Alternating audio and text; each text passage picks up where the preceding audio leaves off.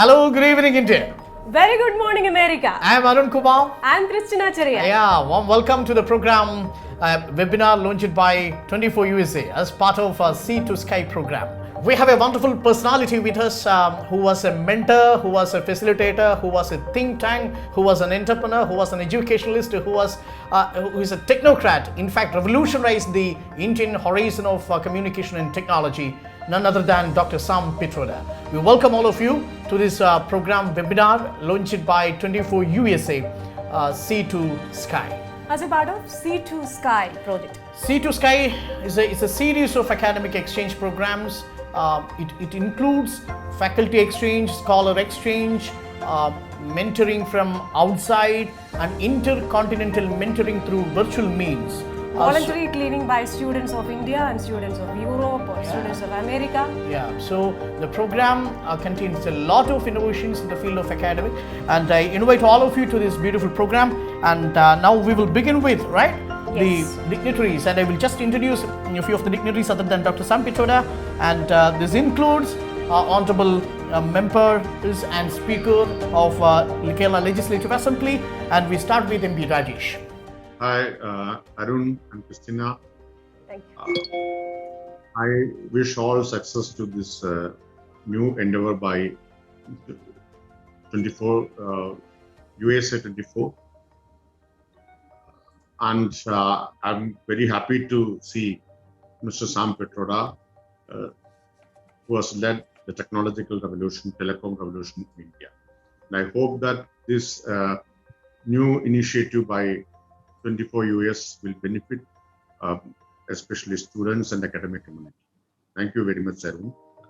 Thank you, MP Rajesh, Honorable Speaker, Kerala Legislative Assembly. We have with us Roji M. John, Member of Legislative Assembly from the constituency Angamali, and Advocate Pramod Narayan from Ramni constituency, and MLA Arun Kumar MS from Mayavelekada constituency. And we have other dignitaries as well, Christine. Yes. T.P. Srinivasan, former Indian diplomat. Dr. M.V. Pillai, Clinical Professor, Thomas Jefferson University, Philadelphia. Kannan Gopinathan, former IAS officer and activist. P. Vijayan, IPS, IG of Coastal Security of Kerala. Major Ravi, retired major in the Indian Army and former NSD commando. K. Anwar Sadat, CEO, Kite. S. Adikeshavan, Chief General Manager, Strategy Rural Business, SBI. Viti Belram, former member of Kerala Legislative Assembly. K. S. Shabarinathan, former member of Kerala Legislative Assembly. V.K. Adarsh, a banker by profession and a scientific writer. Devadas Rajaram, Assistant Professor, Asian School of Journalism. Dr. Vishwanatha Koti, Assistant Professor, Ramaya Institute of Technology. Dr. Sadiq A., Dean, Kerala Technical University, Thiruvananthapuram. We are glad to have you all. Thank you, all dignitaries on board, and we are quickly moving to Madhu Kotarakara. Madhu Kotarakara is the operation. He is heading the USA, 24 USA, and actually 24 USA is the proud vertical of a 24 news channel, and we have been doing a lot of programs, talk shows, and this is going to be our prestigious program with the 24 USA with the full cooperation of Madhu Kotarakara. 24 is having this program Sea to Sky, and I invite Madhu Kotarakara for having a briefing this about the program and the nature of the webinar to the What is exactly Sea to Sky? Exactly. Thank you, Dr. Arun Christina Cherian. Good evening, India. Good morning, America. India's fastest growing news channel, 24, expanded the footprints among American Malayalis in a very short span of time. Considering the growth trajectory of 24 among Americans, we believe it's time to take it a notch higher and think beyond the TV screen space and help the enrichment of human life. As part of our social responsibility, we coined the concept of Sea to Sky project, an academic program which provides an opportunity to aspiring professionals to interact with the expats settled in the United States of America. Today, we honored to have Dr. Sam Pitroda, the father of Indian telecom, to launch our program Sea to Sky. I would like to welcome all the special guests and the participants to this program. Thank you all for joining this program. We expecting your wholehearted support to Sea to Sky project. Thank you. Thank you. Thank you, Madhu Kotarakara, for your warm welcome. Before moving on to the keynote address, Dr. Arun Kumar, as you said, Dr. Sam Pitroda is the father of Indian IT and computer revolution. He is a man of words and action. And let's see a short video on Dr. Sam Pitroda. Play the show reel. Dr. Sam Pitroda, the father of India's computer and IT revolution. He is the founder and first chairman of India's Telecom Commission, a multifaceted personality who is an internationally respected telecom inventor, entrepreneur, development thinker, and policy maker who has spent half a century in information and communication technology and related global and national developments. He is the founding chairman of a number of profit and non-profit organizations and holds 20 honorary PhDs. 24 is honored to have Dr. Sam Pitroda as the guest speaker of our webinar, Sea to Sky. We welcome Sam Pitroda, and we are all ears are for you for the next 30 minutes for launching the program Sea to Sky and to deliver, I think, your expectations, your imaginations, your thoughts with respect to what you said once, to unlock the past with the help of new technology. Thank you, Dr. Arun Krishnacharya, Shrikant Nair, Madhu Kotaraka, MB Rajesh, TP Srinivasan, former ambassador, my friend Vikas Cherian, distinguished dignitaries, ladies and gentlemen, greetings from Chicago. It is indeed a special honor and privilege for me to be here with you all to celebrate and to launch this program. I want to compliment Sea to Sky initiative, which is a signature project of 24 USA. I think it's a great idea to have a program to interact with young, aspiring people from all over the world of Indian origin, especially people from Kerala. I also believe it is very timely, especially after Corona crisis. World has to be restructured. We cannot go on the way we have been going on in the past. So when I asked Vikas as to what is that he wants me to talk about, he suggested that I talk a little bit about technology, what we did in India, where are we today, and basically outline my journey on connectivity. And then talk about a book I have written recently called Redesigning the World. So let me begin by saying that hyperconnectivity is going to change everything around us. The revolution is about to begin. Hyperconnectivity is going to change our relationships, our work, government, business, products, services, education, health. There is nothing that I can think of today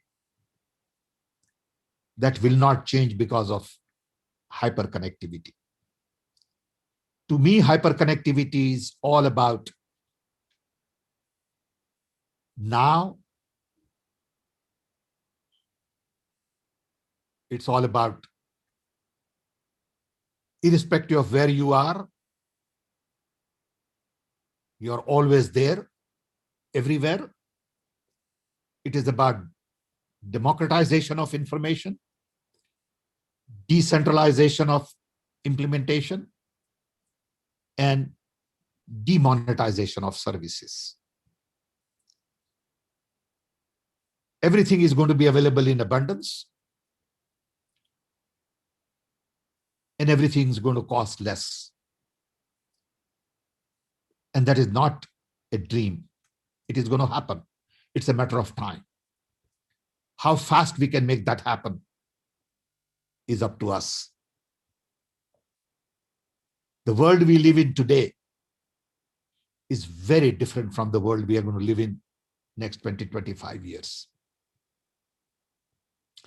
My journey into connectivity started long time ago. I was born in a small little tribal village in Orissa, went to school in Baroda, got a degree in physics, and then one day saw in the newspaper that President Kennedy has decided to send man on to the moon. And I decided to come to America in 1964. Studied here. Those were the days of Vietnam War. And everyone was working for the defense industry. As soon as you graduated, you got a job with General Dynamics, Martin Marriott, or many other defense industries. I was brought up in Gandhian values.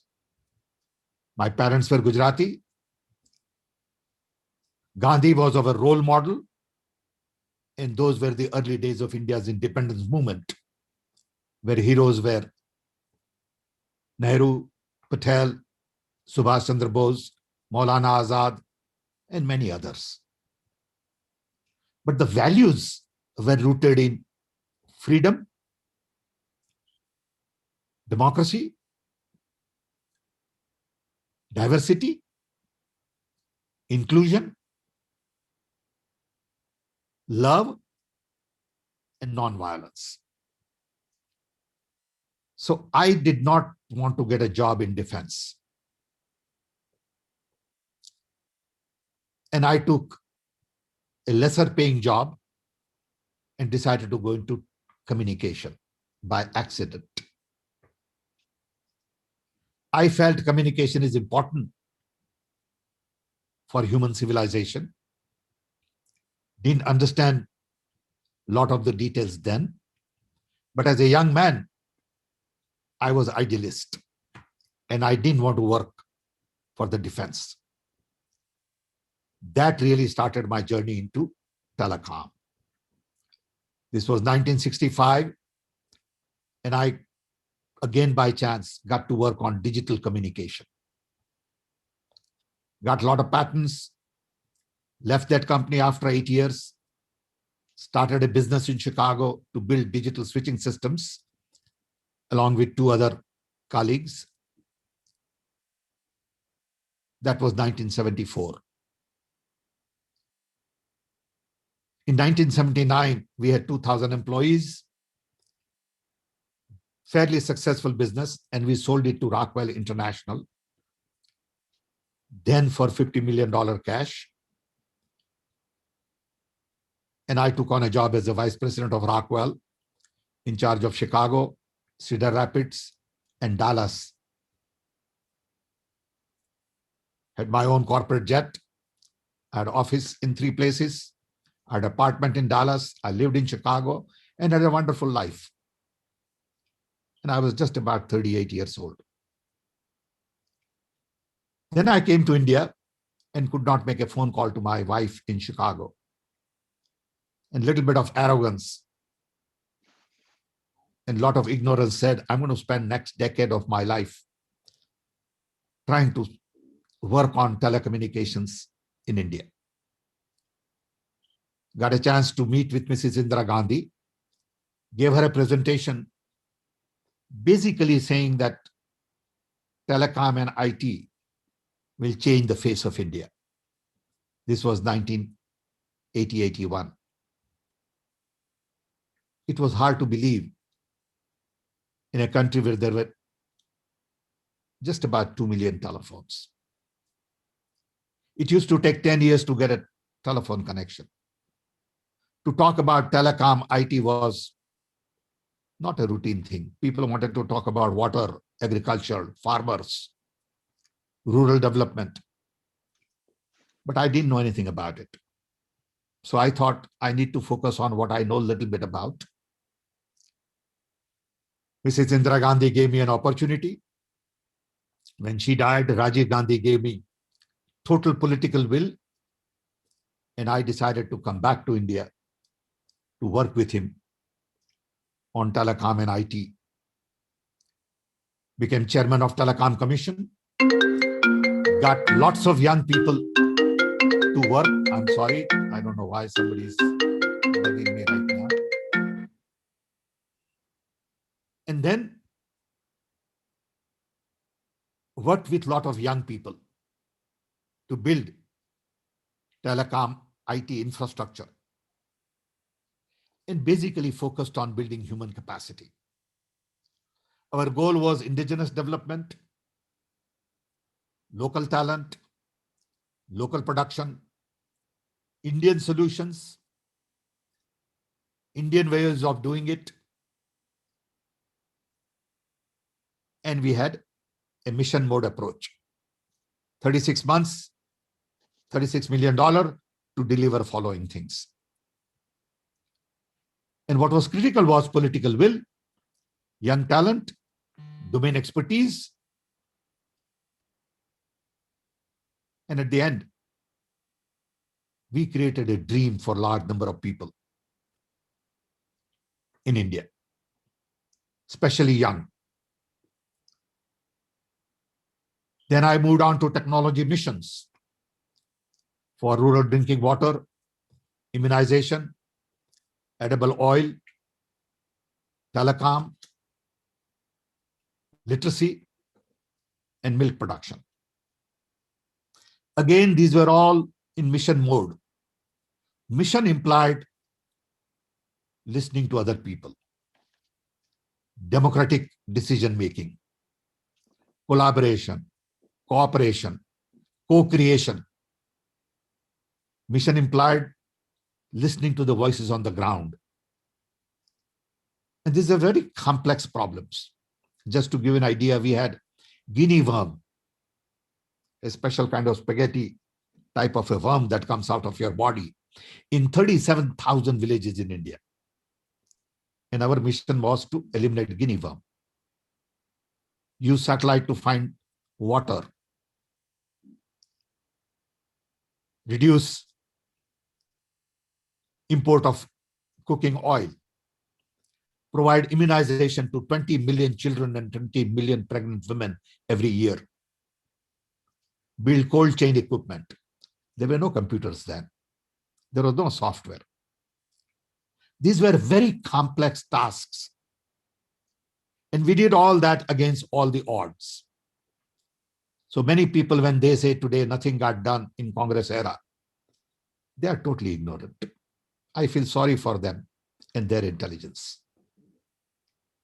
Lot of things got done.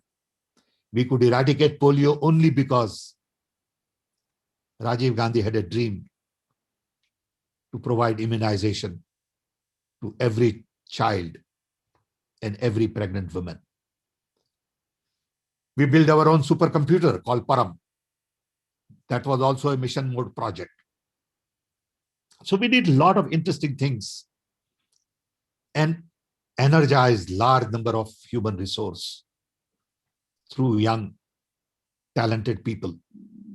What you see today in IT was really planted then as the main seed. Then we had 2 million phones. Today we have 1.2 billion phones. Then we did zero software export. Today we do $200 billion worth of software and service export. We could do all these things because we had mission mode approach to everything. We had well-defined objectives, timetable, resources allocated, political will, local talent, special strategy, and the most important thing was we were democratic. We allowed criticism. We opened the system, and we were willing to listen to people and not be dictatorial, suppress dissent. And we worked with press. We invited press to every meeting so they could really monitor us, keep us honest. So we don't tell lies to people. We tell them the ground reality, accept our failures, and learn from each other. This is very important to development in any country, developed or developing. When you begin to control and start with command and control mindset, as opposed to collaboration, cooperation, you really undermine development. People don't understand that. But the reality of life is that democracy invites large number of people to participate. And we learn from our disagreements. And that's what we did. I had the best time in my life working with Rajiv Gandhi. Over a period of time, we became friends, trusted each other. So trust was a very important element. Today, people don't trust each other. Trust was fundamental to development. Unfortunately, Rajiv Gandhi was taken away from us in 1990. The loss of that leader is still felt by many. When he died, I lost my heart. I'd run out of money, so I decided to come back to US because I also had to make money and live. In India, I did not make any money, did not take any salary. I changed my nationality back to Indian. So I had to come and work again to put my children through college. So again, I came here at the age of 54. Couldn't get a visa to come. So I came on a tourist visa, started my work, built a company, became chairman of a bank in London to fund telecom in emerging markets, set up by United Nations and ITU. And then I had a patent on electronic diary. So I sued 6 major companies, Texas Instruments, Hewlett Packard, Casio, Toshiba, Sharp, and Radio Shack. Got some money to restart my life from the patent suit I won. And then I came up with an idea to develop electronic wallet or digital mobile wallet. I built a company then and sold it to MasterCard in 2013. In between, when Dr. Manmohan Singh became Prime Minister, I decided to come back again to work on National Knowledge Commission, Innovation Council, and Digital India. So my plan was to really make enough money in US to live comfortable life. But my heart was in India. I wanted to work on technology, telecom development in India. Connectivity was the core of my idea of development. I was convinced that connectivity will connect diverse part of India, celebrate diversity, enhance inclusion,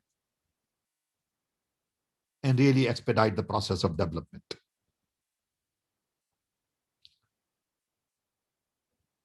Our model was Indian model. Our focus was indigenous development. And I believe Indian talent was good enough to deliver on all of these things. So I'm a great believer in young Indian talent. I'm a great believer in Indian model of development. And I think India has a lot to offer to the world in many areas. During Corona crisis, I was locked up at home for 14 months and I decided to write a book, basically saying that the world was last designed when I was born during World War II. That design was based on democracy, human rights, capitalism, consumption, and military. That design gave birth to UN, World Bank, NATO, WTO, IMF, WHO, GDP, and all that. That design served us well. But that design in a hyper-connected world needs to be re-examined. So I talk about that in the book, saying how that design should be changed to focus on inclusion, sustainability, human needs, conservation, new economy, and non-violence. All of these things require technical input, technology. But technology is an entry point, is a tool to bring about generational change and not an end point. There are only two key endpoints. One, planet. We got to improve climate. We got to improve our air, our water, our ocean, environment, global warming. We got to take care of our birds and bees and animals. There is a whole area of taking care of planet. I believe planet is in pain because the development in the last 30, 40 years has really created huge pressure on the planet. Second is people. People are also in pain because of inequality. Very few people have lots of money and lots of people don't have enough to live comfortably. And that disparity has gone on increasing with technology. Technology has become pervasive, but technology has also created huge amount of inequality. And we live in an era of surplus and not scarcity, but we still think as if we live in an era of scarcity. So we need to plan to deliver basic needs to everybody. And that's where I believe the Congress ideology that our founding fathers had becomes very critical. Bottom-up development, decentralization, democracy, human rights, inclusion, trust. These are not just words. These are ideas to live with. These things define who you are as a nation and as an individual. To me, one word defined me: connectivity. My entire journey in life is based on one word: connectivity. So all of these words, diversity, inclusion, freedom, go much deeper in understanding implementation. And that's what defines the kind of nation we will build. No nation today can be built based on religious fundamentalist. No nation today can be built on old ideas. We need a vision. We need a vision of tomorrow, which has to be based on multiple dreams and not dreams of one group of people or one person. And I worry about India today. I worry a lot about India because we have lost direction. We need to put us back on track where we celebrate diversity, where we listen to the voices of the people on the ground, free up the system, And these are the things we need to do. I'm not going to take much of your time. I've already taken a lot of time. I'll be happy to answer lots of questions if you have. But my message is we need to redesign India. We cannot go on the way we are going on. We have 400 million people who are below poverty line. And we are creating billionaires. We have all the technology we need, but we are not using it. We are not allowing our young to do what needs to be done because we are giving them wrong message. So they go on the street and discriminate. I am very worried the way we have handled Corona crisis. It tells me that we don't have logistics on the ground. We don't have management skills to do some of these things. But I know we have human resource. So I think it is time for us to think beyond petty politics, petty parties, and think about the future of 1.3 billion people. And also think about the future of 7.8 billion people. India can show a way to the world. I say in this book that there are two visions today of the world: American vision and Chinese vision. I talk about a third vision of the world, which is rooted in networking of nations, which is rooted in truth, trust, non-violence, inclusion. So that's the message I have. I hope I've been able to convey some of these thoughts. I'm thankful to people of India for all the love and affection they have shown me in my journey on connectivity. Kerala has been very special to me. People from Kerala have shown direction to India on many issues: literacy, human indicators, and we don't need to go abroad to learn these things. Kerala is a great example in India, even for inclusion. And we need to take that message to other parts of India. Kerala can show us direction in many, many ways. People from Kerala are all over the world.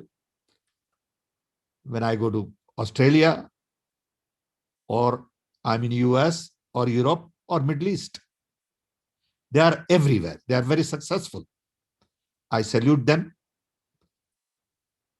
I encourage all their efforts in India and abroad, and I wish them all the best. I wish your program C2 Sky of 24 USA all the best. And I hope I'll be of some value to you. Thank you. Thank you, Dr. Sam Pitroda. In fact, what a kind of narration of the transformation from an idealist to a man of ideas, transformation of a nation from the stature of what we had in 1960s to 2011. The single word you used to connect all these things, that is connectivity. It's the story of connectivity, and it's an idea of connectivity that is going to alter or redesign the nature of the world. Thank you, Dr. Sam Pitroda, for your wonderful narration on that. I think we have a special guest with us, Sri T.P. Srinivasan, former ambassador to the United States of America. Of course, Sri T.P. Srinivasan will be having something to add to what Sam Pitroda spoke about. The connectivity and redesign the world, realigning the world, and the visions. Can we have a third vision, India and the networking of nations, besides USA vision and a Chinese vision? Welcome, T.P. Srinivasan. Thank you, Arun. Thank you, Christina, for this splendid opportunity to respond very briefly to the brilliant presentation of Mr. Sam Pitroda. In my view, the role of Sam Pitroda in Indian history is that as an overseas Indian, he responded to the call of Rajiv Gandhi to return to India to build the nation. He was a pioneer in that. Many thousands of people were invited, but he is the one who responded quickly and transformed India. And that is how he has earned a place in the history of the technological revolution of India by heeding the call of Prime Minister Rajiv Gandhi. This was clear in his presentation.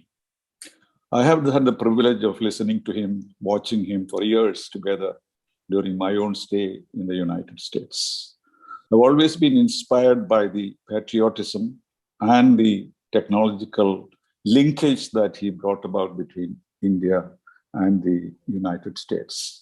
He did not mention it, but even today, he is working as the chairman of the Overseas Indian Congress and uniting the democratic forces in the United States, in the Indian community, is playing a big role. I have a link there because one of my colleagues in the Indian embassy, Dr. Arati Krishna, is now working with him. And therefore, I'm in constant touch with the contribution that he's making Thank you. for the enlightenment of Indian communities in different parts of the world. Yes, connectivity, but he brought in what is called hyper connectivity. And that is what is going to transform the world. And the other word that we must note is trust. He said trust is lacking. What he was able to accomplish in India is basically because of the trust he had of the Prime Minister. And that enabled him to function effectively. Many people came back to India with great ambitions, but they could not make the kind of mark that he did because they did not have the trust of the leader of the country at that time. Well, just one more point, if I could make, we are in a real crisis in the world today. And this crisis, he referred to it. He referred to it. But the important thing about it is that technology has become a savior of humanity at the time of the pandemic, as we can now communicate with the world, even through triple lockdowns. This is not something that we had expected. We knew, I had heard a lot of time Mr. Sam Pitroda talking about online education. I think 10 or 12 years ago, he was talking about universities without buildings. That was one of his visions. But I don't think even he expected that the pandemic would bring this closer to us. You cannot imagine without connectivity how humanity would have survived this serious crisis that we are facing. If I may raise one question with him, if he has a chance to respond to it during his next conversation. The last Davos Economic Summit, this was before the pandemic. You know, today who is a person who is recognized as the prophet of technology is not a technologist. Yuval Harari, who is a historian, a Jewish historian who has now become the prophet of the future of technology, made a very important point. He said that the world will not suffer on account of, or what the world will suffer in the future will not be nuclear weapons or wars, but human beings becoming redundant on because of the development of technology. This is a frightening thought. He said that human beings will become useless because technology will take us over. Whether this prediction is coming to true or not, this is something that we have to be aware about it, because every technology must be controlled. It should not take over mankind. It should always remain within the control of human mind and intelligence. And whether this is an aspect that Mr. Pitroda considers, Harari, as you know, has now become the spokesperson of, he writes history not only of the past, but of the future. So this kind of a very fearsome prospect that he painted before us of human beings becoming worthless because of the machines. Is that a possibility? Or do you think that we can always control technology to be of benefit to mankind? So welcome, Sam Pitroda, to the Kerala community, though indirectly from a long distance. We really enjoyed your conversation. It was inspiring, and we hope to continue this dialogue with you in the future through Channel 24. Thank you very much. Thank you, T.P. Srinivasan. I welcome Sam Pitroda for your response to the question. Thank you. So first of all, thank you for your very generous comments. Mr. Srinivasan, I know you well and we have interacted in the past. The question you have raised is the most important question. I believe technology is the servant of mankind. We create technology to help us facilitate our life. Today, for generations, we have been working 40 hours a week to survive. When robotics and AI and IoT and all that comes up, it is going to give you and me more free time to explore humanity. Large number of people spend their life making living, and they have no time to explore anything. They can hardly pay for their food. Technology is going to allow them to have food at almost no cost. Transportation would be free. Energy would be free. We will not work 40 hours a week. We may work 20 hours a week. We will not have one job. We may have multiple jobs. I could be a technocrat, barber, painter, sweeper in my house, gardener. But I will have more free time to explore this world. I'll be able to travel. I'll be able to spend more time with grandchildren, which I don't do today. So I think technology is going to allow me to explore humanity and planet. Because at the end of the day, as I said earlier, only two things matter: planet and people. Technology is only going to do our job that we want to do. So if we have to paint a car, I don't need 10 people with a brush painting a car. Robot will paint it for me. But we will design the robot. We will tell robot when to paint, how to paint, how many cars to paint. So it has taken a job away from painter. That's okay. Because painter is now going to upgrade his or her job. But don't think of job as a 40-hour a week in a company with pension, with retirement benefit. That phase is over. That concept of work, when you work for one company, doesn't exist anymore. Companies don't take care of their employees. They take care of their shareholders.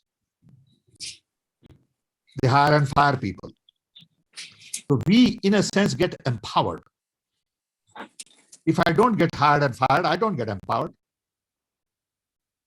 I just stay in one job doing routine things, stamping every day, 8 hours a day.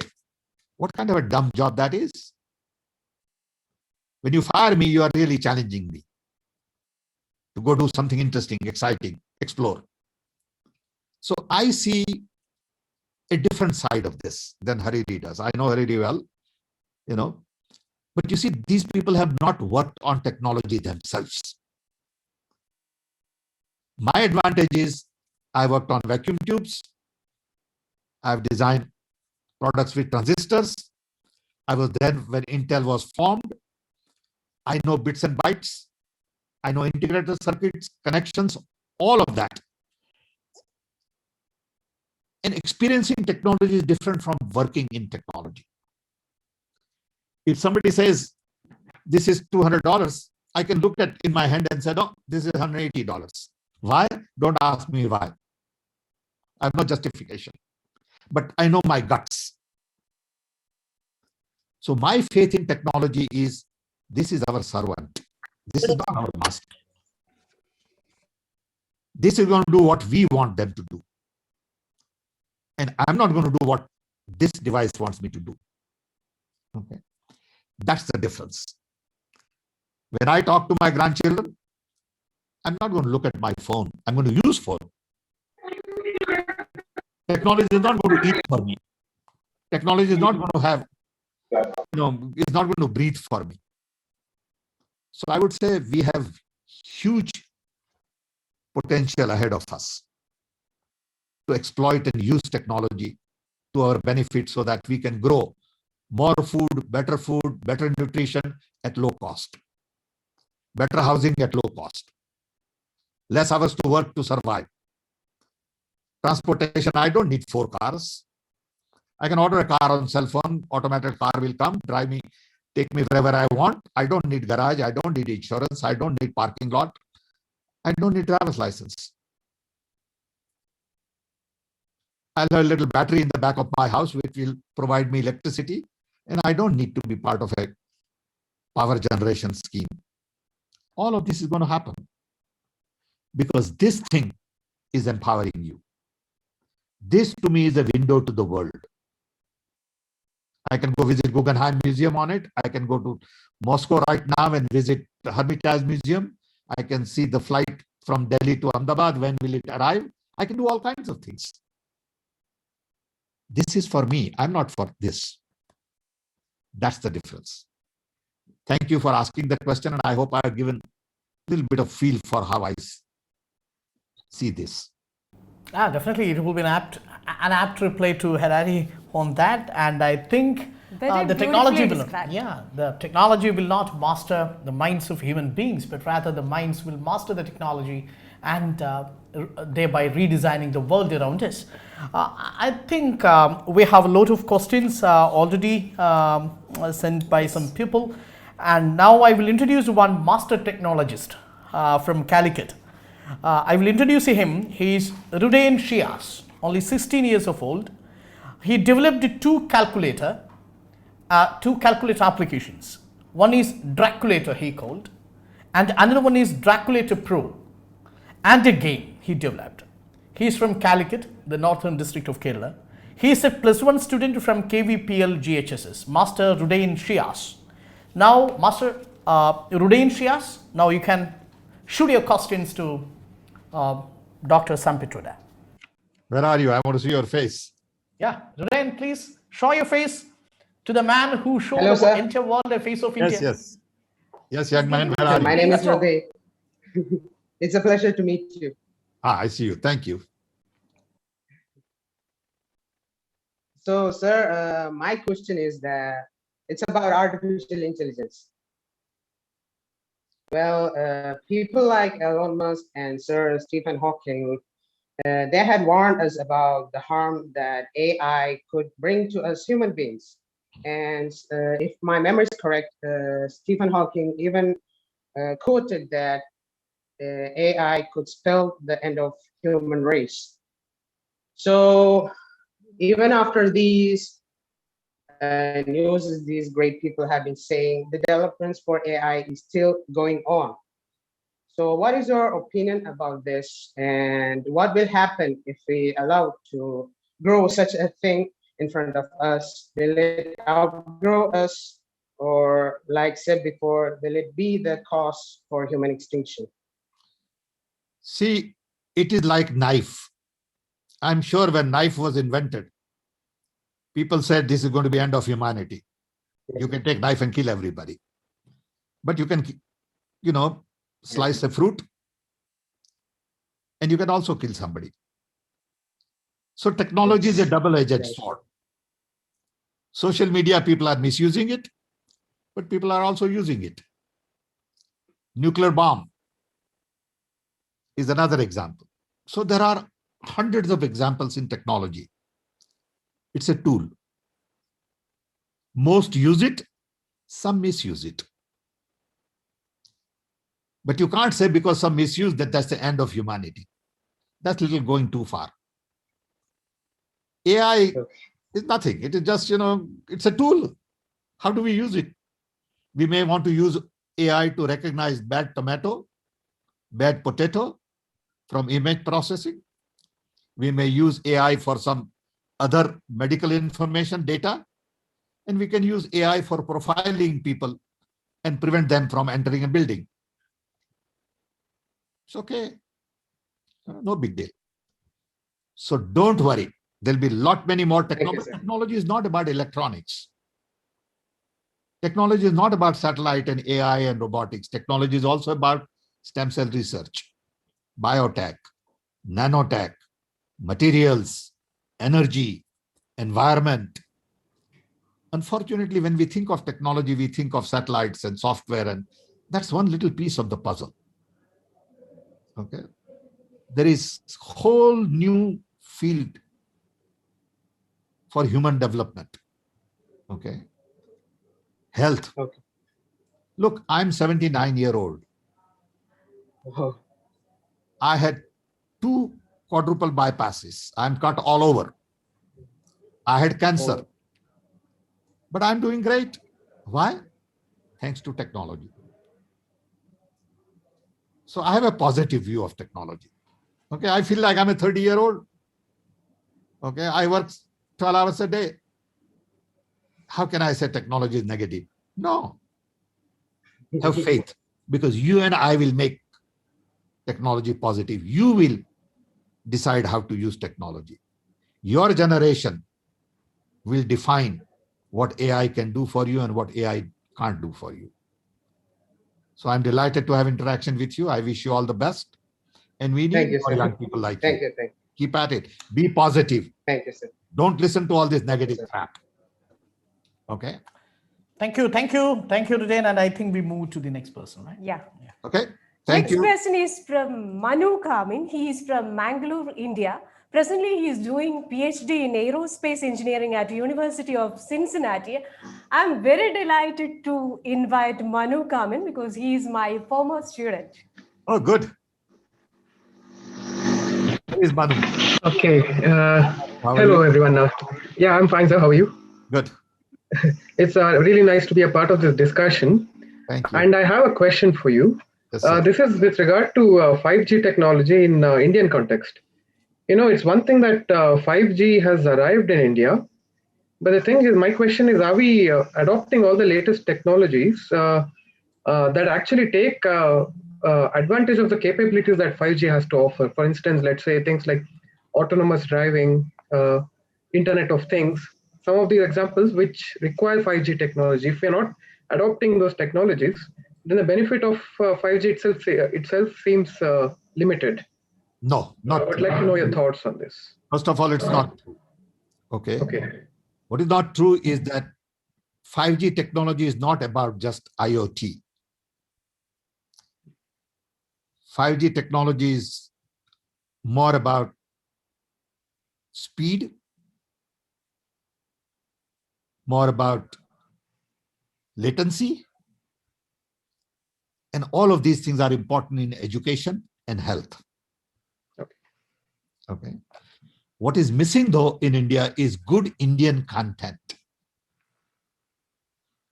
I don't want to use 5G technology for all the gadgets that America uses, because my model of development cannot be America.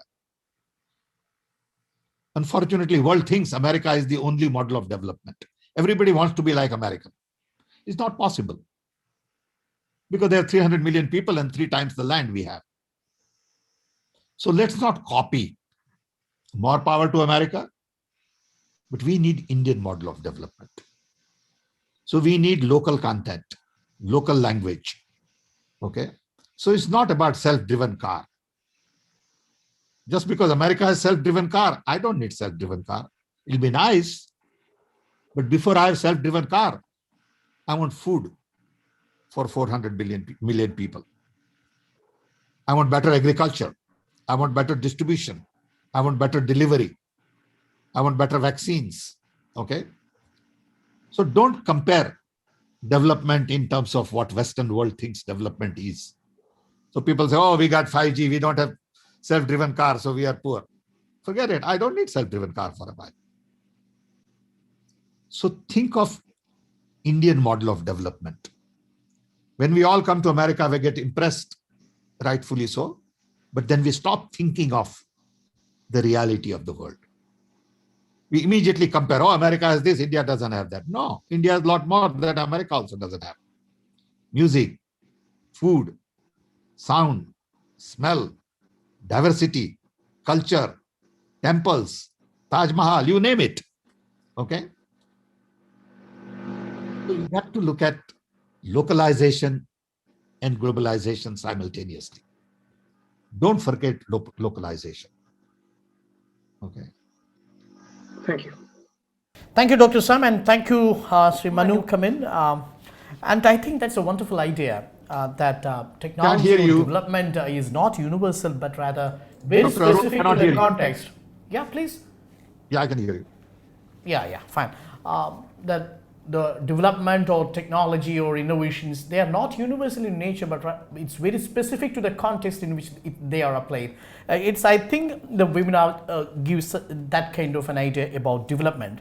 Now, I think I invite Mr. Sadiq A, Dean from Kerala Technical University. Dr. Sadiq, please.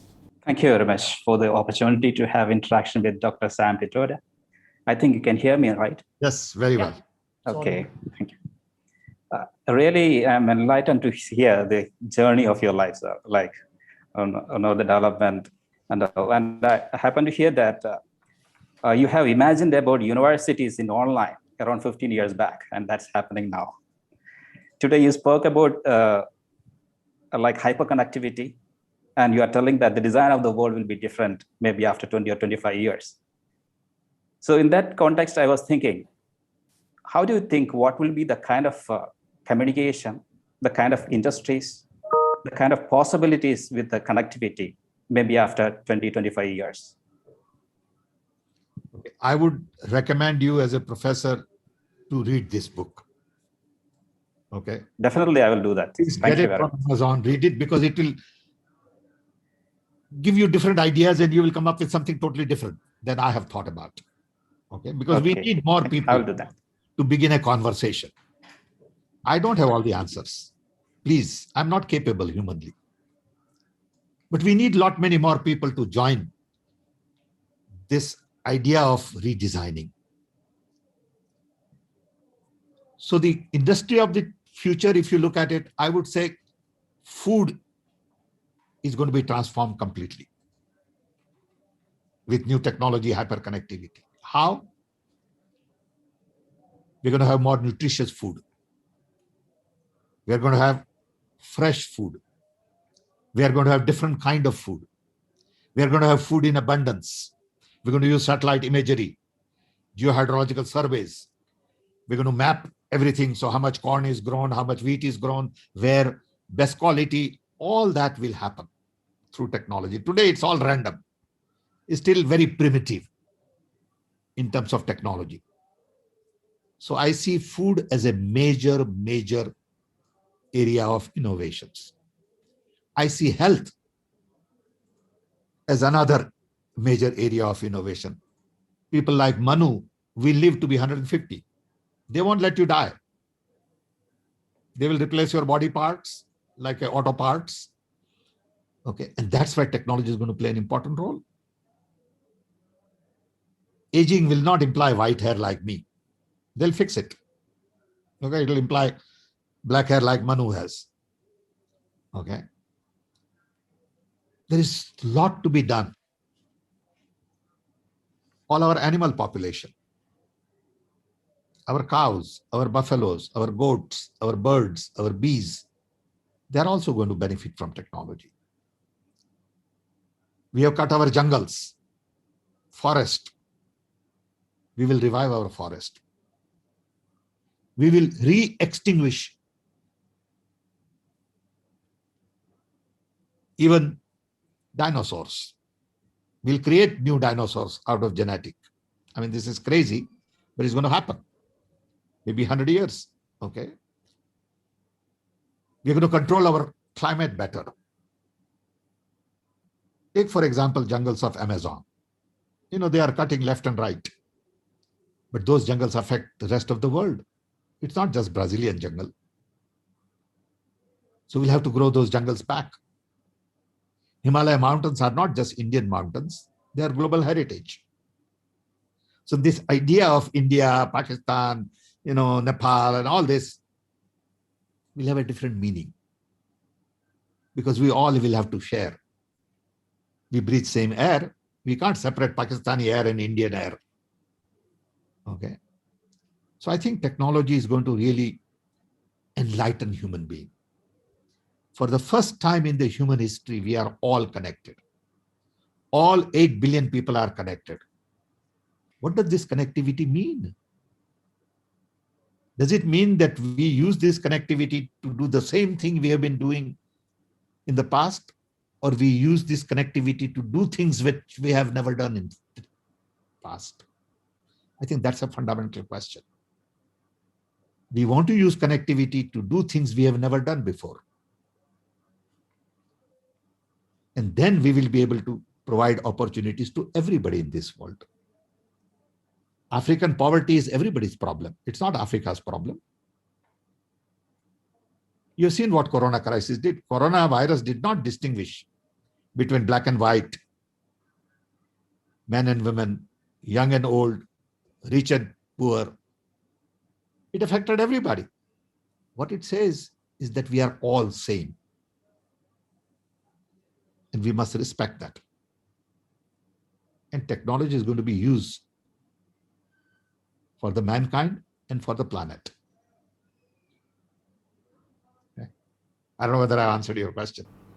Yeah, thank you, Dr. Sam and Dr. Sadiq. Dr. Sadiq, this book, Redesign the World, is now available on the Amazon, and you can have it for 314 rupees for the Kindle Edit. I didn't know that. That's good.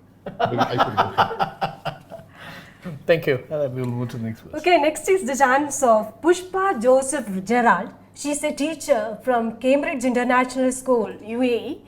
Pushpa Joseph Gerald, you can ask your question to Dr. Sam Pitroda. Thank you, Christina, for giving me a small brief here. Good morning, respected Mr. Sam, and greetings to all my fellow listeners. So what I would like to ask you is, yeah, definitely we are so proud that our India has achieved an immense growth in the field of telecommunication with the revolution of IT. So my question is, now you have spoken about, hope I'm audible to you, right, sir? Yes, very much so. Thank you so much. Sir, you have spoken about the hyperconnectivity and the redesigning of India. So what I would like to ask you is, how this revolution can bring changes to the life of the local entrepreneurs and the local talents who still has no access to phone or internet, okay? Or how this revolutionary changes that you foresee is needed to ensure that almost all the people across India are achieving the financial sustainability. First of all, almost everyone has phone. If out of billion people, 100 million don't have phone, that doesn't mean much. It's like literacy. If 85% are literate, we consider 100% literate. So first, let's accept the fact that everyone has access to phone, plus or minus 100 million. But those 100 million also don't have access to water, education, food. Okay, so the glass empty or glass full? Okay, if glass is full, let's see what we can do. But that doesn't mean we shouldn't work on those who are left out. We should work on that. Okay, some should work on them, some should work on glass full.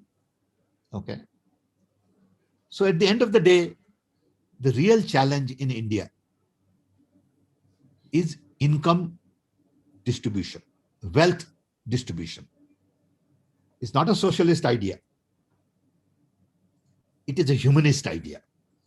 So when Congress Party announced that we will give 6,000 rupees to every poor per month, scheme called Nyay, that was not socialist idea. If they don't have money, what will they do? So you got to give them money. Okay? You can't say, I'll keep all the money. I have all the money in the bank and I'll earn 1% interest, but I won't give it to the guy who is hungry. So the idea is to move wealth as much as possible from urban to rural. How do we do this? Because today all wealth is generated in urban areas. But can we move some jobs to rural? We should be able to. Take, for example, in middle of Mumbai city, you may have 50,000 insurance agents who are filling in all the forms. They don't need to be in heart of the city on laptop. They could be in multiple villages. So with hyperconnectivity, a lot of these jobs can go out. Okay. When those jobs go out in rural areas, high-paying jobs create prosperity in rural areas, buying power. So we need systematic policies to move income from urban to rural. See, if you look at the farmers' agitation today, I look at that very differently than how political bosses and everybody looks at it. To me, what they are saying is, please assure my income. You are on a path to hurt my income, that my profit will be taken away by a rich guy who has the money, and I'll become their servant. So you are going to take rural income to urban area. Stop that. That's what they are saying. Then they are saying that assure better future to my children. Make sure that they get education. So I need some extra income. Not that I just have to eat, but I also have to educate them. I want to see better future for my children. So if you bring in private party, all these rich guys in the agriculture, they will buy my land and I'll just tilt their land. And it will be a slavery. That's their mindset. Right or wrong, we can debate that later on. Okay. But they are right in saying, hey, you are attacking me. And I'm not going to be party to it. So they are saying, show me how you're going to bring urban wealth to rural India and not take rural wealth to urban India. That's it. That's how we have to think. Okay. Yeah, thank you, Dr. Sam. Actually, that's a wonderful hypothesis that hyperconnectivity leads to better distributive justice by distributing resources locally and regionally. If I was a farmer with hyperconnectivity, my son can be a lawyer in Delhi, but still live in a village. Yeah, that's a wonderful articulation. Hyperconnectivity leads to better distribution of resources, and it has a say in distributive justice, ensuring distributive justice. Thank you, Dr. Sam, and we will move to the next question. S. Adhikeshwan, who is Chief General Manager of SBI. S. Adhikeshwan, please. Good morning to you, Dr. Sam Pitroda. Good morning. And thanks to 24 News, Dr. Arun, Christina, and my respected friend, Sri Kandan Nair. A great privilege, respected Sam Pitroda, to be engaging with you. I listened to you and the ideations which had come up during the course of this webinar or this concourse of ideas, fascinated by the outcome. Having said that, I would like to briefly state for the record that because you spoke a little bit of politics, I would like to state that I differ with the articulation of that kind of stand. And because this is probably not the time. Which kind of stand? Can you clarify? I shall, of course, but only thing is we probably, if you permit, can engage with each other at a different time to discuss that. I don't even know what you are referring to. I'm just trying to put in my head what you are referring to. No, I was referring to the fact that in India today, you are troubled by the developments in India, of the narrow of the ideology, I'm very troubled. So on and so forth. So I don't agree with that. I respect that. I respect that. Yeah. Okay. So that's it. Now I get into the most important aspect of what you had articulated, that this connectivity is something which I believe, based on my banking experience, can revolutionize the outcomes for people who are on the margins of society, who are disadvantaged, who are tilling on the fields, the farmers of India. And as you know, 86 to 90% of Indian farmers are small and marginal farmers owning handkerchief size of plots of land. And anything that we intervene and make them connected is going to make a huge difference to the outcome at the national level. And even as I say this, I am in tune with what you have articulated, that we should also be thinking of one world, one health, one outcome. So I'm not Indian in even articulating this benefit to the Indian farmer, because I am equally concerned about what is happening to the African farmer, the farmers in Southeast Asia, so on and so forth. Now, I'll come to some of the developments which have happened in the last 5 or 6 years, which are making a difference on the ground. One key thing which has made a difference is the number of bank accounts owned by people on the margins of society in 2015 was about 12 crore, 120 million.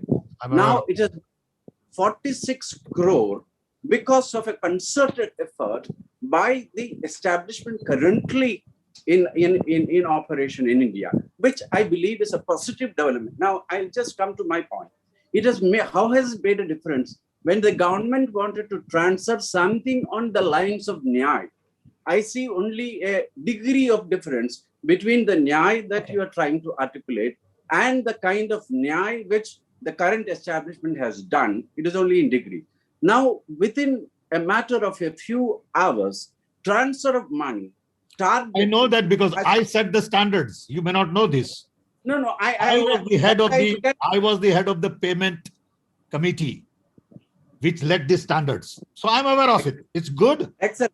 Absolutely. So I appreciate that. It's very good.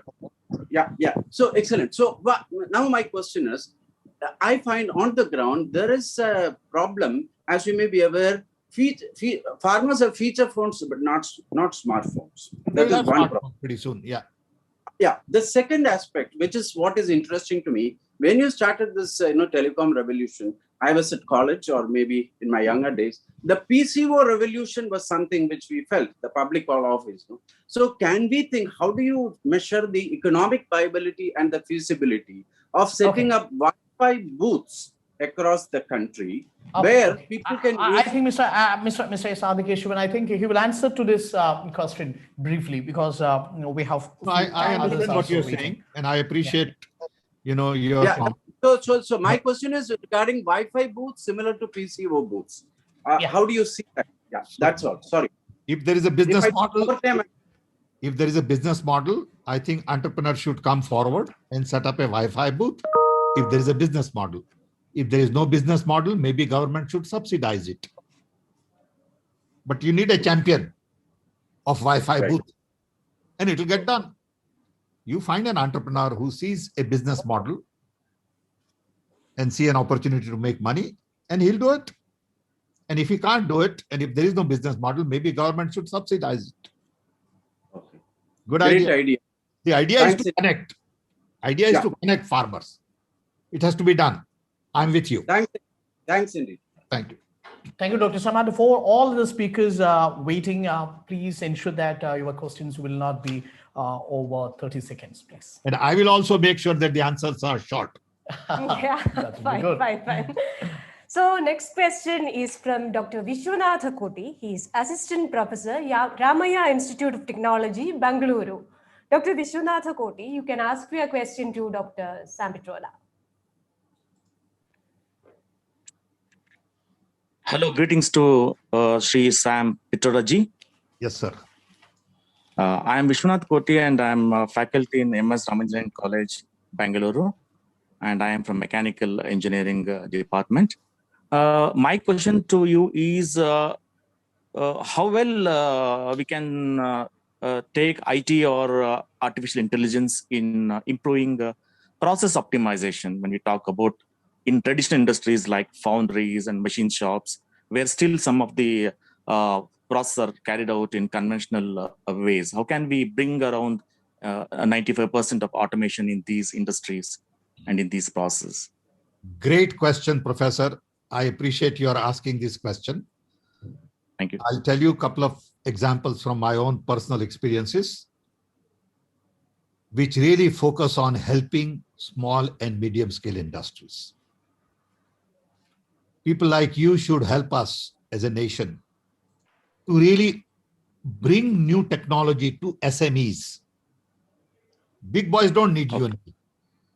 They are smart, they have lots of money, and they will get things done. But what is needed is all our small scale industry people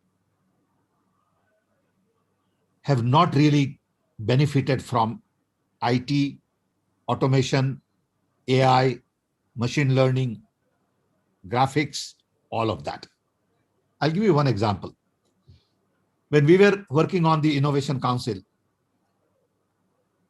we learned that Muradabad in India had 500,000 people working on brassware. It's a cluster, brassware cluster. You know, in India, we have lots of clusters. Yeah. Their furnace was not designed, or was designed 70 years ago. So we hired 3-4 professors from IIT to redesign the furnace. When they redesigned the furnace, productivity went up by 50%, and the lung disease went down substantially. All we needed was to get 3-4 professors to solve their problem. But professors are not connected with them.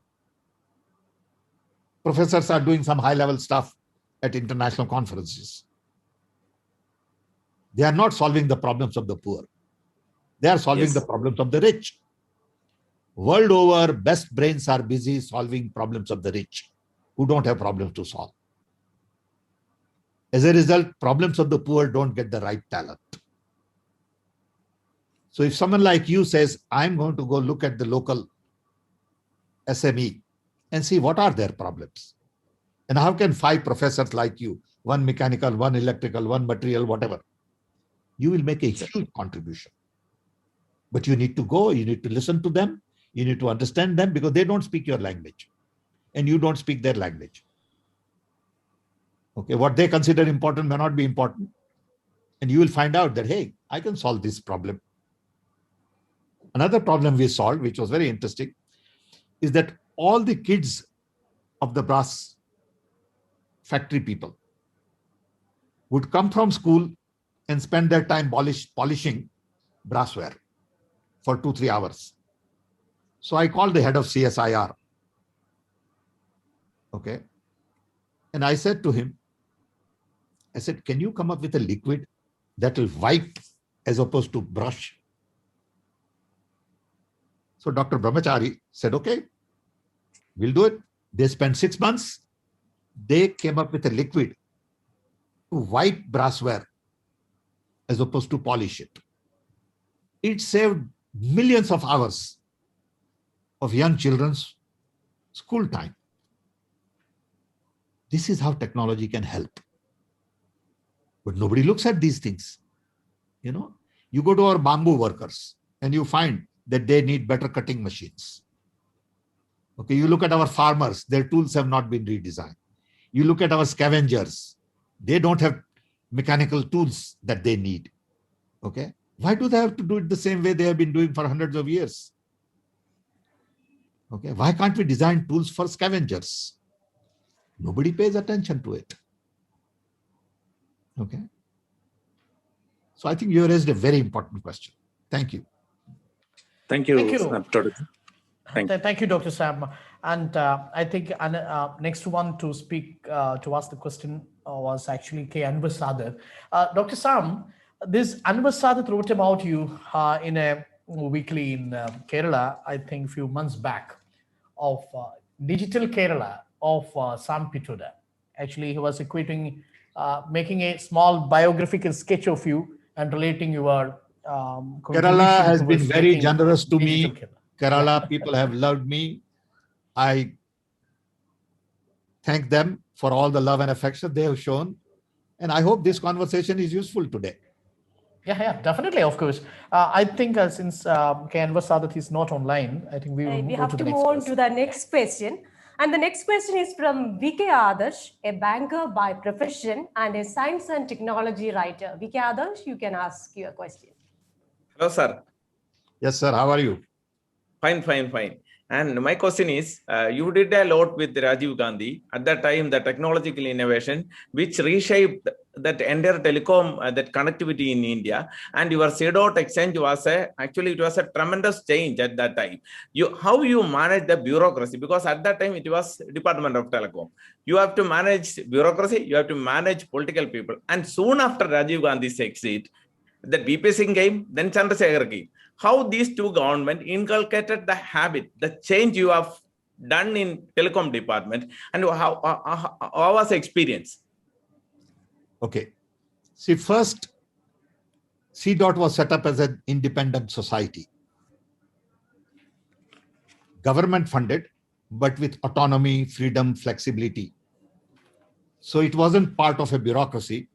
It was structured by design as a society, like TIFR. Okay. So we could keep C.dot work away from day-to-day bureaucracy. When C.dot work was to be implemented in the field, bureaucracy resisted. Head of the telecom department did not want to do it. So I went to Rajiv Gandhi and I said, look, I have to be the head of the telecom department. It's too bad. But then I had a level of Minister of State. And if you become secretary, you lose that status. I said, I don't care. It doesn't mean anything to me. So I became chairman of Telecom Commission. So I could make the right decision in favor of using C.dot exchanges everywhere. Okay. To really support C.dot in the way it should have been supported. If I had not been there, they would have killed it. Okay. Then made all the policy decisions in favor of indigenous development, in favor of accessibility as opposed to telephone density, local production, local talent, local software, and all of that. Then in technology missions, we created organizational architecture, which was focused on delivering results. So bureaucracy was kept on check. Okay. The best way to deal with bureaucracy is to go public and inform what we are going to do, how we are going to do it, and get media on your side. So they become the greatest people to monitor you. If you make mistakes, media tells you, hey, this is not right. There's something fishy going on here. They do your job. And I must tell you that the support of media was unbelievable. They really kept us on track. So that's how it happened. Dr. Saab, that's wonderful. But actually, I doubt whether the present situation permits you to speak like this because the conditions, the context got changed a lot in terms of democracy, what you said, and the role of That's why I said it earlier. I'm worried because of that. Yeah, exactly. And anyway, I invite our next person, Mr. Devadas Rajaram, Assistant Professor, Asian School of Journalism, a media person from the group. Please. Thank you, 24, for providing this opportunity, and good morning, Sam. Thank you. My question is I will make it very quick for you since I come from journalism background. I'd like to know your thoughts on how this 5G technology is going to change the media industry, in particular in this country. I think 5G technology, as I said earlier, is all about speed and latency. See, today, if I want to download lots of data, it is slow, it is expensive, and I have to wait for too long. So on one hand, I want information now, immediately. I can't do it. If I want to download a movie, it may take me 10 minutes. I want to download in 30 seconds. So that's what 5G technology will do. That's all it does. Faster, lots of capacity. So if you are in media and you want to know something, boom, you push a button, it's right there. You don't have to wait. You can store a lot of stuff. I mean, look at just this phone, 3 cameras, and everybody has this phone. Everybody can afford it. I mean, not to the extent, but basic idea is that it has a lot of power. 5G is a lot more power in between, not at the device level, but to get here. Right now, to get here and go from here is pretty slow. Okay. That's what it does. Thank you. Thank you, Dr. Sam. Now move to Manu, right? So from Manu Zakaria, cybersecurity specialist and author of 3 books. So from a cybersecurity specialist to the father of IT revolution, please. Well, maybe I learned something from Manu. Manu, where are you? Yeah. Can you hear me, sir? I just got unmuted by the admin. Good morning, sir, and thank you everyone for allowing me. It was a wonderful, inspirational speech. Due to time limitation, I'll cut short my question. I came across a very interesting quote which says a technology that can give you everything that you want is a technology that can take everything from you. So my question is on cyber resilience or digital resilience. Most of the technology transformation is happening. Everybody is adopting technology, but a lot of incidents are also happening. For example, the pipeline attack, which happened last month, and Air India attack. So do you think, is this a hype, or do you think there is a serious threat like information warfare or cyber dominance? What's your perspective on this is the first question. Second was on digital divide, but already it's answered, so I'll not get into that. The third point I'll quickly ask is, like, you have worked in India as well as in US. So what do you think? Do you think India is doing good when it comes to technology innovation? For example, most of the products that we use daily, for example, Zoom or any of these products, these are not developed in India, but probably an Indian is playing a major role in the background, but not from India. So what's your view on this? So one is cyber resilience and second is innovation, your perspective. Both questions require 30 minutes each to answer. Okay, but let's try. Cybersecurity is definitely a real threat. Okay, it is like anything else. We need to really be one step ahead of the game because the hackers are already advanced. So it's an ongoing thing. It is not going to go away. We have to accept it as way of life. We may need multiple duplicated sites. So if one goes bad, another can be turned on automatically. See, in telephony, we are used to a downtime of half an hour in 20 years. In computers, people are not used to that. They can have a downtime of 2 hours every month. So we think differently. We think in terms of duplicated copies, self-healing control, automatically it heals. So if somebody is entering here and attacking you, you turn this thing off and take a different path. That technology has not become common in computer system. Maybe it will over a period of time. But security is definitely a threat. Privacy is a threat, but it has a different meaning now. You know it. Okay, you're a security expert, so you know more about this than I do. Okay, why are you asking me question? I should be asking you question. Okay. And the second one was, thank you. With you, we don't develop. Thank you, Dr. Sam. So just one quickly, we do not develop products. I agree with you. I sympathize with you because we don't have the ecosystem, nor do we have the risk appetite required to develop products. Everybody wants to make quick money. Nobody wants to risk in developing products. Thank you. Thank you, Dr. Sam, and thank you, Sri Manu.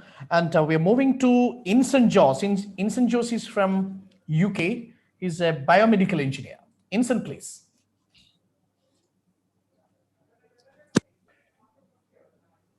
Hi, San Petroja ji. Yes, sir. Good morning. Good morning. Hope you're doing well, yeah. Samji, my question is regarding the medical data that has been collected by the private hospitals within the country. So my question is that data collected within the country is secured? And as the country is progressing towards, or the world is progressing towards a global EPR project or electronic patient record project, how will the data collected within different private hospitals in the state and in the country will be used for the global marketing kind of thing. So do you think the government of India have to put some catches over the data collected by the hospital using the electronic patient record? Every country has their own data policy. And all of these countries vary. To me, patient data is not hospital data, it is patient data.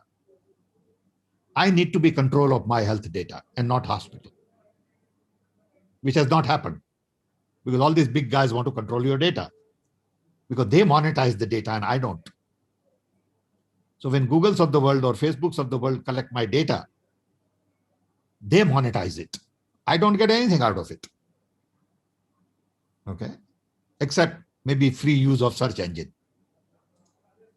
So this whole business is very complicated business right now. Security is also connected with it because security is compromised mainly because you can come into my laptop and take everything you want because of the cookies and all that without my permission. Okay. I don't have control of what you take out of my laptop. So I think we have evolved to a point we need very serious thinking on data policy at a global level.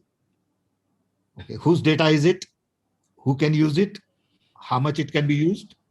What does he get out of it? So the data is not hospital data. It is my data. It's a very complicated issue. We are still in infancy. Thank you. Thank you, Dr. Sam. And I think we'll move to the next. Right? MSc first year student Purnima from VLB College wants to ask you a question, sir. Purnima, please ask your question. Thank you for giving me this opportunity. Hello, sir. Hope you're doing well. Yes, Purnima, thank you. Yes, sir. I'm so excited in talking to you. Actually, I'm so much nervous. Like, I'll just How come we don't see your face?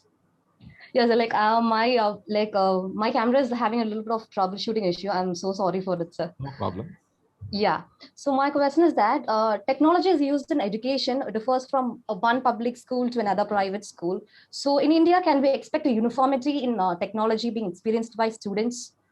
I don't think so. Uniformity? I don't think so. Okay, sir. Okay. So, okay, it's fine. Okay, then I'll move on to another question, sir. So, like, talking about agriculture, aquaponics and everything.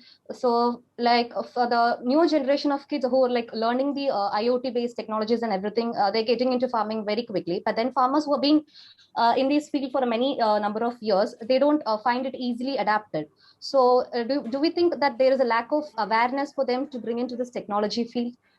Do we have to work on that, sir? So, like, how can we bring any time you bring new technology, you got to educate people. You got to train them. You got to make them feel comfortable. And it's not an easy process. Okay. If you are young, you can be self-trained because they are very curious. If you are old, it's difficult. I have a difficult time managing my remote control on TV. And I'm a techie person. My grandchildren know how to do it better than I do. That's the way of life. Okay. So we have to educate people in many of these tools. Yes, sir. Thank you. And yeah, thank you, sir. Thank you so much, sir. Thank you, Ms. Purnima and Dr. Sam. And one more question from one Michelle Matthew from Kerala. Michael Matthew. Is it Michael Matthew? Yeah, he's an entrepreneur. Okay, fine. Yeah. Michael, please.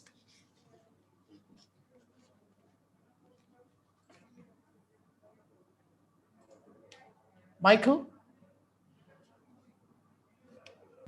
I think we'll move to the next person. Salim from Finland. Salim Nizas. Wow, you have people from all over. Yeah, from different continents. Hello, sir. I'm sorry, my camera is not working. So no problem. I just want to ask you a brief question.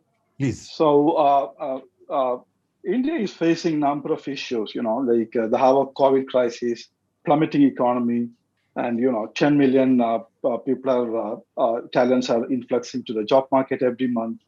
And what's going to be the future? How do you see the future? And also, especially in the context where China is predominantly increasing its footprint in the digital technology map. It's up to the people of India. People of India will have to decide which way they want to go. Government of India will have to decide the destiny of the nation. Yeah.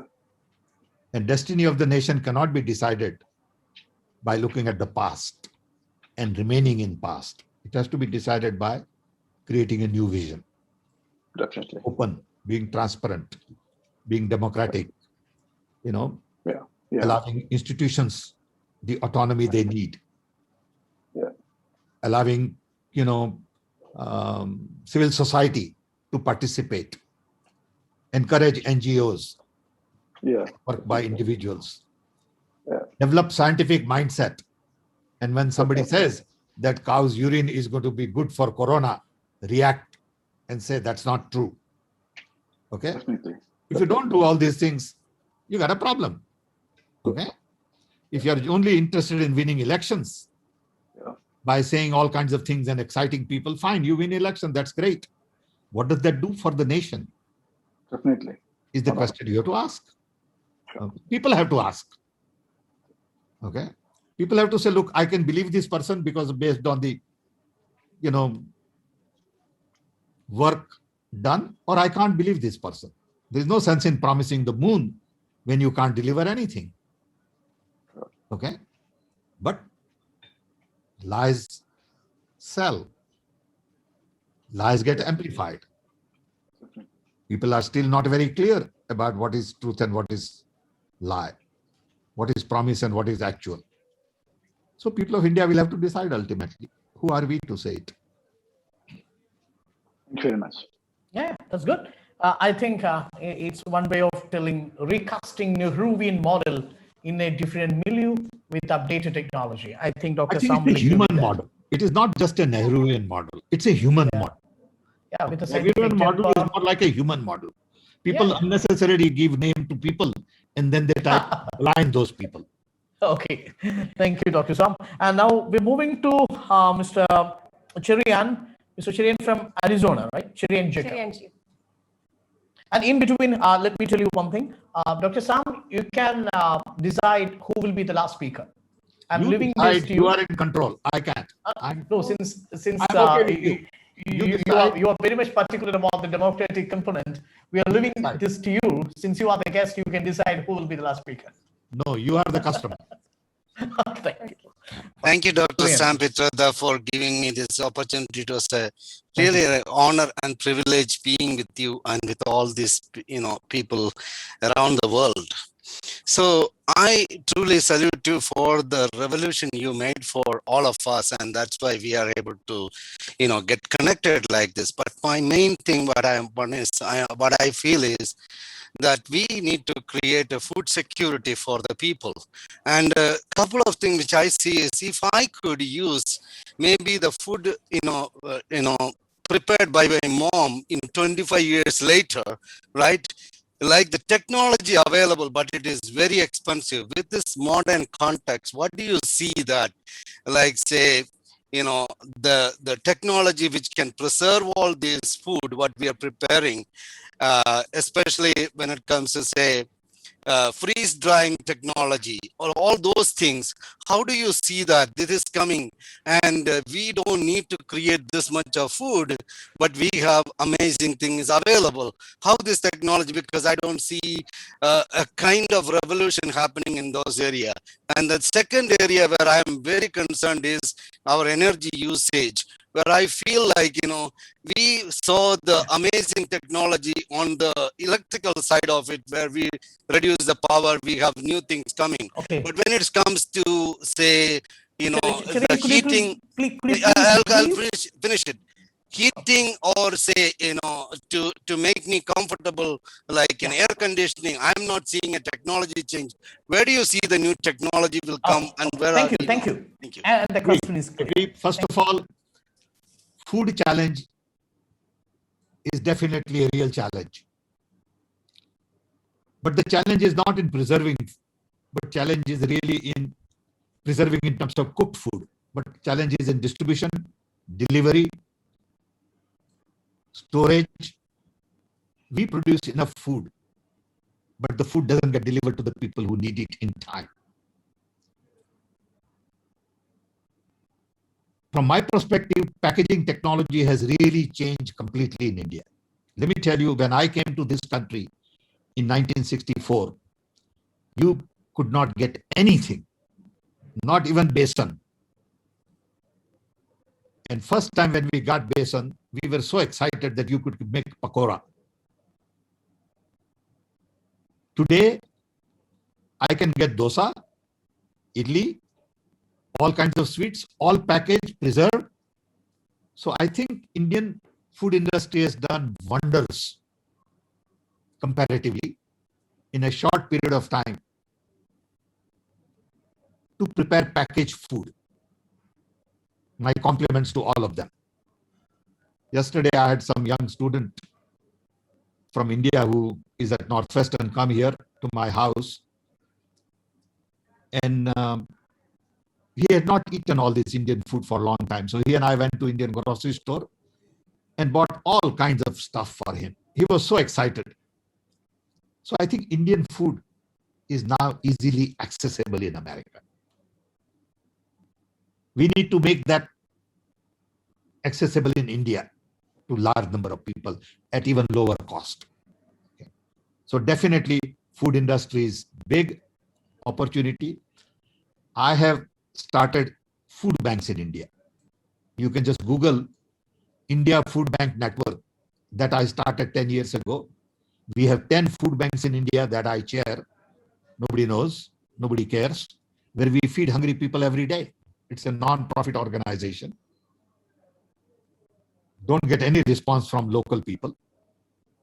People talk about it, but don't come to help. So we have only 10. I want 600. I want one in every district. Nobody comes forward to help. Okay. Second question on energy, I agree that we haven't developed a small air conditioner device that can just air condition my workspace. Only maybe 10 cubic feet, where I sit on front of a chair and that place is cooler. Can be done. Nobody has done it because we don't want to risk capital on new ideas. That's all there is to it. Okay. Thank you. Thank you, Dr. Sam. Then we have one elected representative from our Legislative Assembly, Kerala, Mr. Advocate Pramod Narayan. He's representing Rani constituency, that's in the Southern District in Kerala. Mr. Pramod, please. Very good morning, Sri Sam Pitroda. First of all, before asking the question, I would like to salute SKN and News 24 for this wonderful initiative. I think it is the first time experience in Kerala, which will definitely redesign, as his book's name suggests, the media responsibility in India and especially in Kerala. My question as a people representative, I know I came to read that even the researches are going on about 6G also. So you have been trying to clarify. So it was a quite inspiring speech. Your speech was quite inspiring.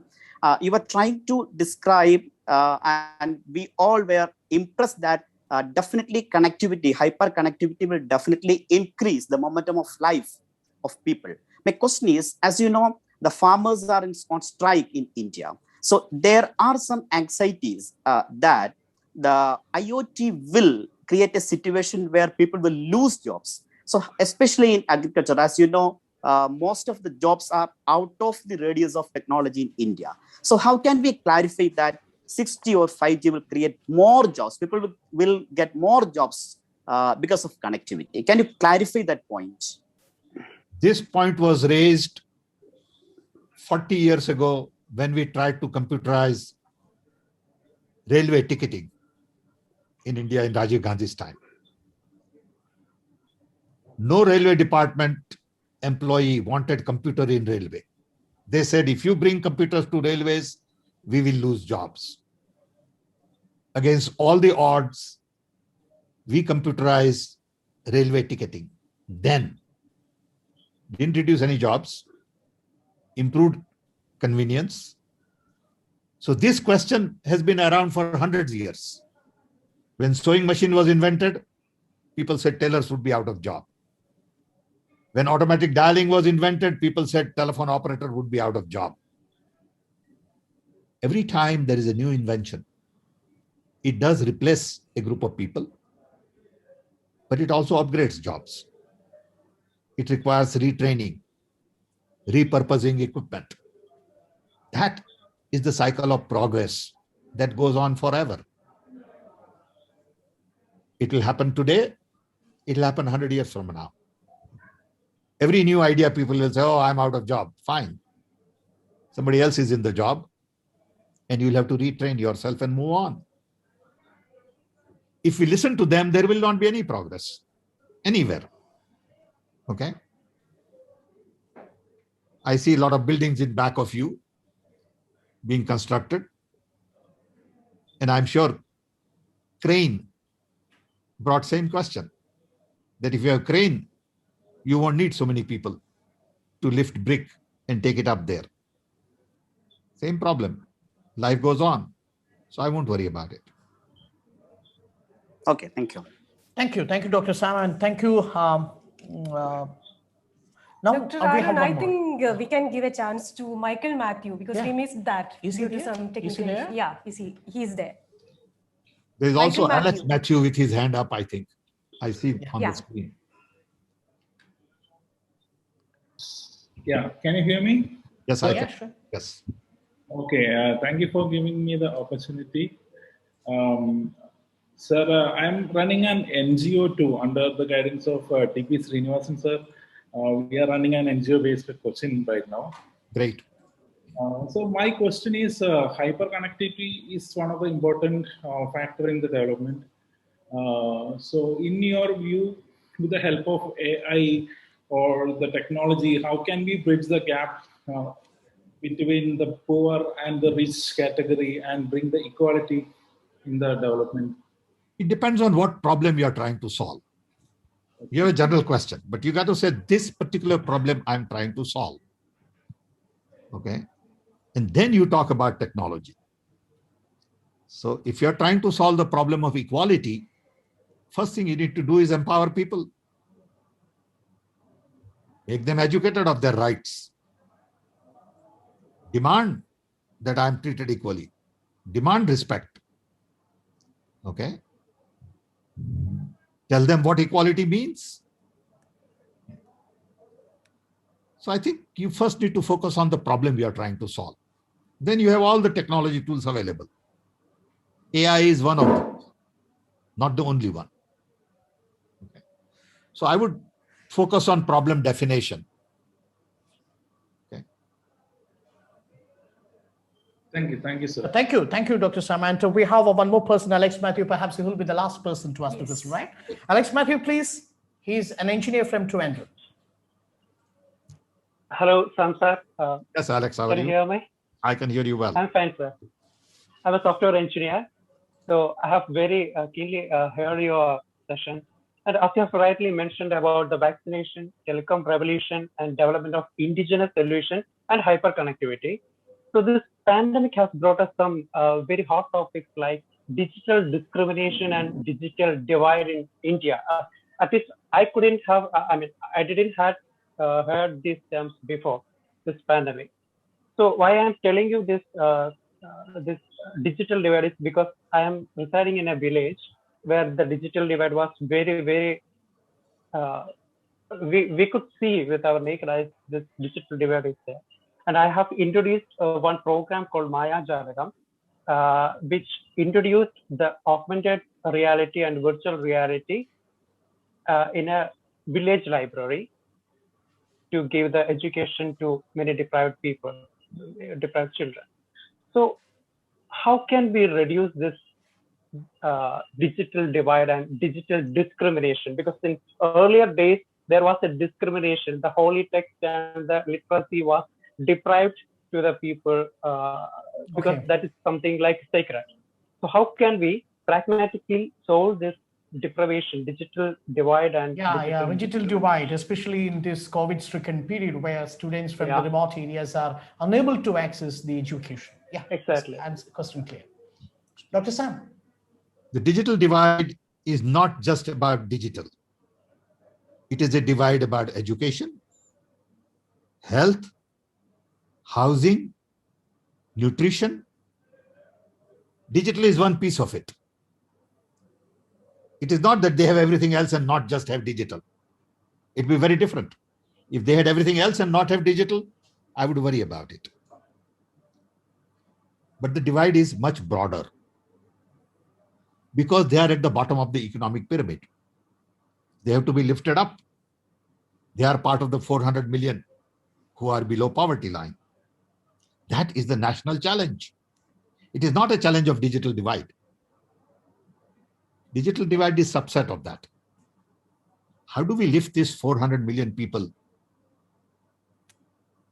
By giving them opportunities, education, health, jobs, housing. That's a larger challenge. And part of that is how do we give them better communication? How do we use digital technology to empower them?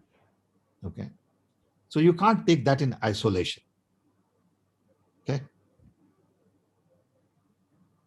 Thank you, Dr. Saman. Thank you, thank you, Sri Alex Matthew. I think we are coming to the final moment, right? All beautiful things come to an end. So this session, well, I hope, I call it first as of all, I a hope it was useful, Dr. beautiful Arun and your colleague. Yeah, pardon? I hope Dr. this Sam? was useful because I just, definitely wonderful. I don't think too much. And Dr. Sam, actually, each replay was in fact a kind of a hypothesis or a beautiful narration to explore further. And from connectivity to the last point, you rephrased or redefined the digital divide. In fact, all replays are having a lot of further exploring potentials. So I think all these are to be debated. I'm impressed with your audience. Thank you. And I have very sincere people, and I think we need to encourage them. We need to support all of them. And you have a terrific audience. Really, young people. Look at Alex. I mean, I like his hairstyle. Actually, what Alex raised this issue was really discussed in. I know exactly what. But those are the kind of young people we need. Because the CoWIN portal, which has Supreme Court has questioned that. That's why I brought this. No, I agree. Topic, I agree. I'm with you, but we need young people like you to go to villages and do it. And Sansar, personally, you and Abdul Kalam sir was my inspiration to have this hairstyle. Thank you. Thanks a lot for that. Thank you. Looking good. Okay. Dr. Sam, we have our MD with us, Srikantan Nair, who is the MD of our Insight Media City, the media team, of which this 24 USA is a small vertical and 24 News is a regional channel. And I invite Srikantan Nair for extending the vote of thanks. Thank you. Good morning, Dr. Sam Pitroda. Actually, it was a proud moment, and all of us really enjoyed what you were talking. And actually, maybe the first time that this kind of a webinar happened with taking people from all continents across the world. In a way, actually, we know that you people like Dr. Sam Pitroda has made it possible because of the revolution you have done in India, along with Sri Rajiv Gandhi and other people. And we are very thankful, and a lot of fruitful questions have been raised, and your memories on the earlier days that you have done certain experiments in the country and which were very fruitful, and it thoroughly changed the face of the country. You know, even the media circle that we were enjoying on a daily basis, that what you have done in the country. And thanks a lot for the pain you have taken all this time to cooperate with this, and you made wonderful replies to all of the questions raised by the people. And thanks a lot for all the pain and magnanimity that you have shown to this institution. And we will go by what you have said in your speech. Thanks a lot for all the kindness you have shown. Thank you. Thank you for the opportunity. And I must say, I don't have all the answers. But thank you. I share I share whatever I want to share. Yeah. Thank you, sir. thank you, Dr. Sam. Thank And, you. Wishing you all the best. Every all the crisis best. is a catalyst for change, and I consider this is one of such catalysts. Thank you, thank you, thank you, Dr. Sam, and thank you all dignitaries, and thank you all participants who participated in this webinar, which is going to be a series of academic enrichment program, and this is just one of it, and we are going to host another webinar soon with a dignitary. And beyond that, we are looking forward cooperation with the faculty members and resource persons from different continents to help our students in Kerala and India, and thereby making this connectivity and hyperconnectivity more fruitful for academic endeavors. Thank you, Dr. Sam, and thank you, dear participants. Thanks to both of you. Thank you. Thanks to both of you. Thank you so much. Bye-bye. And good night.